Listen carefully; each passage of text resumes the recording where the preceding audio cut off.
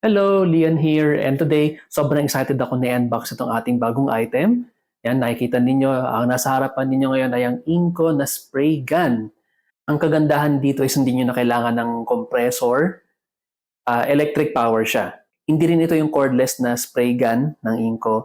Ang pinili namin is yung wired na electric spray gun. For me kasi mas inisip ko yung longevity ng mga gantong wired na spray gun. Worry lang kasi ako na kapag yung mga mayroon siyang battery, katagalan, baka masira yung battery. Ito, at least, hindi ko na kailangan intindihin yung mga battery. Kailangan nyo lang siyang i-plug sa inyong outlet and good to go ka na. Bago natin siya i-unbox, check muna natin kung ano yung mga nakalagay sa kanyang box. So, ito yung harapan niya. Ito siya. So, yung spray gun, 450 watts.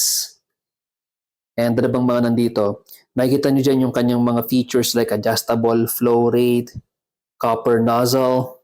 Meron din siyang 3 modes ng spray. So ito kung makikita ninyo, meron siya nung flat na patayo, bilog, and flat na pahiga. So ano pa bang meron dyan? Yan, meron siya ng mga iba pa niyang features. Sa side, ayan. Ito yung mga included sa kanya. So yung ating spray gun, meron siyang viscosity cup, and cleaning pin. Sa likod, same lang din ng picture sa kabila. Wala naman na bago. Yan. Other side, ganun din. Meron siya nung mga included and yung iba pang mga models na meron. Sa taas, Inco spray gun. Sa branding Inco. So for the box, yan ang itsura niya. And yeah, let's start with the unboxing. Excited din akong malaman ko nila man ito kasi hindi ko pa ito nabubuksan eh. Okay. So first, ito yung nasa loob niya. Yan. Tignan natin. Oh, medyo mabigat. Okay. So ito yung nasa box niya. Mamaya na to, itabi muna natin yan. Ano pa bang kasama sa box niya? Yun, meron siyang product manual. Ito yung ating product manual. At nakadikit sa product manual yung ating cleaning pin. Ito. Ito siya. So, itabi muna natin para hindi mawala itong ating cleaning pin. Buksan natin yung mismong spray gun. Pero ano bang nasa loob pa niya? Ayun, ito yung kanyang viscosity cup. Ay, imbudo siya. Ayun, meron siyang butas sa gitna.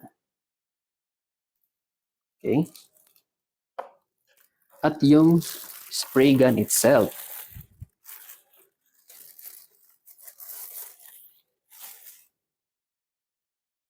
Yun. Ito yung kanyang itsura. And yung wire niya sa likod. Ito ang ating electric spray gun. And this time, check natin kung ano yung mga features and mga parts na meron siya. Simulan natin dito sa kanyang harapan. Ito. Itong block na to, ito yung kanyang air cup. Dito natin maseselect kung ano yung klaseng mode yung gusto mong i-spray niya. Kung gusto mong patayo, bilog, or pahiga na flat. Yan yun. Next is yung kanyang cup nut. Itong orange. Pwede mo siyang i-loosen and i-tighten para ma-adjust mo yung ating air cup. Sunod naman is itong ating triggers. Ito. Yung trigger. Itong nasa baba is yung kanyang tank. Buksan natin. Ang kanyang tank is merong capacity na 800 ml. Ito siya. Look natin. Sa taas niya is yung kanyang power on and off. Meron siyang rubber na clear cover. Sa likod is yung kanyang blower. Ito yon. Meron niyang motor and fan sa loob para magbuga ng hangin palabas. Next naman is yung kanyang nozzle. Ito yung nasa harapan. Yung metal na yan. Itong sa gitna niya yung bilog, yun yung ating dosage adjustment screw. Kung gusto mo na mas malaki yung spread ng kanyang buga or mas maliit, yan, pwede mong i-adjust ng high or low. And lastly, yung kanyang power cord. Again, for me, mas gusto ko itong wired na electric spray gun para hindi ka nangangamba na let's say sa kalagitnaan ng pagpipaint mo is bigla siyang malobat. Walang ganon since direkta tayo nakakonekta sa ating power outlet. For the weight test naman, hindi siya ganun kabigat. Yan no, isang kamay yung gamit ko and hindi siya ganun kabigat, pwede mong sway-sway ng ganyan. Pero ramdam mo na katagalan parang medyo nakakangalay siya. So pwede mo siguro lagay yung kamay mo dyan sa ilalim, yan ganyan, while nag-spray ka ng paint mo.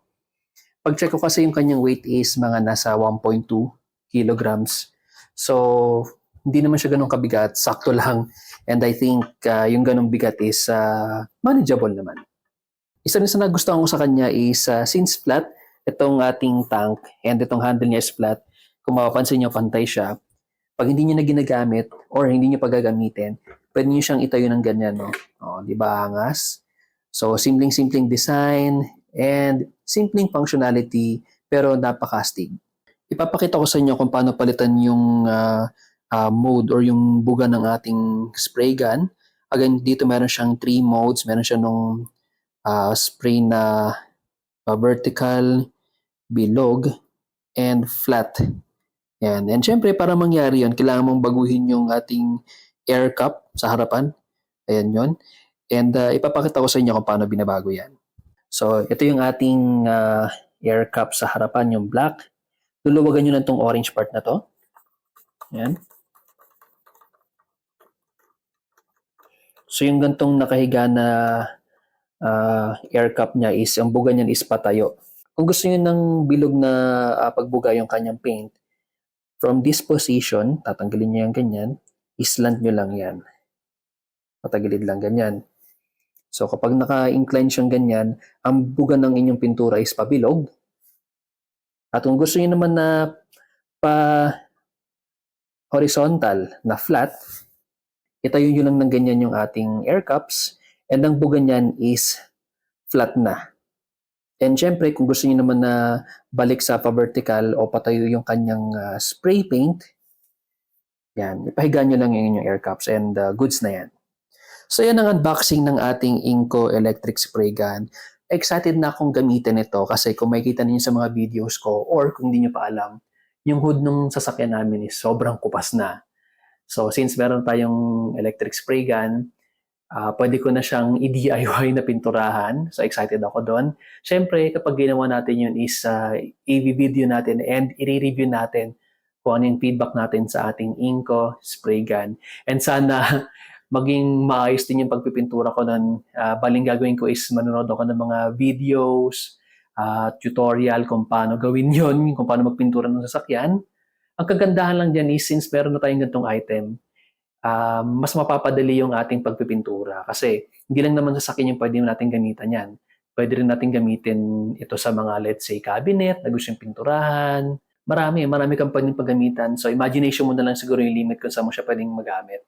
Ang kagandahan lang yan is meron na tayong proper tool nang sa ganon is mas maayos yung ating pagpipintura. So yun, again, watch out kayo sa ating review and sana maging okay yung pagpipintura natin doon sa ating sasakyan and other projects. And sa may mga interested niya, nilalagay ko na lang sa description yung link kung saan nyo siya pwedeng mabili. So yun lang naman, watch out kayo sa mga next videos natin and as always, stay chill!